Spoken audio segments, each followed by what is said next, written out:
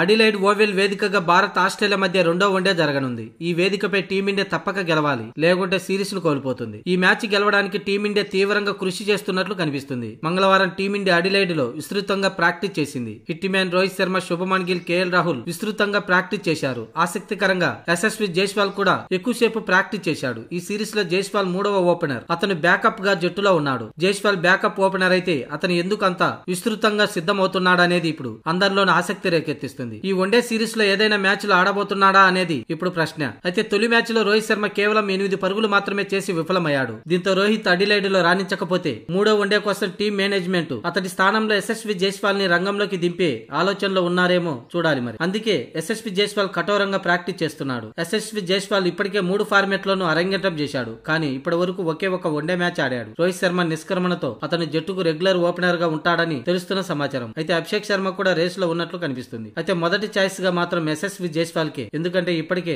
ఈ one day series కి ఎంపికయ్యాడు. దీంతో రోహిత్ శర్మ తీవ్ర ఒత్తిడిలో ప్రస్తుతం ఉన్నట్లు తెలుస్తుంది. అడిలైడ్ లో అతను బాగా రాణించకపోతే మూడో వన్డేలో విశ్రాంతిని ఇవ్వటమా, లేక పక్కన పెట్టే ఆలోచనలో కోచ్ గౌతమ్ గంభీర్ ఉన్నాడేమో తెలియాల్సి ఉంది. అందులోనూ అడిలైడ్ లో రోహిత్ శర్మకు మంచి రికార్డేమీ లేదు. 6 మ్యాచ్లు ఆడి 21.83 సగటుతో 131 పరుగులు చేశాడు. అలాగే స్ట్రైక్ రేటు కూడా 73.18 గా ఉంది. రోహిత్ అడిలైడ్ లో ఒక్క హాఫ్ సెంచరీ కూడా చేయలేదు. మొత్తానికి రోహిత్ శర్మ ఈ మ్యాచ్ లో రాణించడం ఎంతో కీలకం.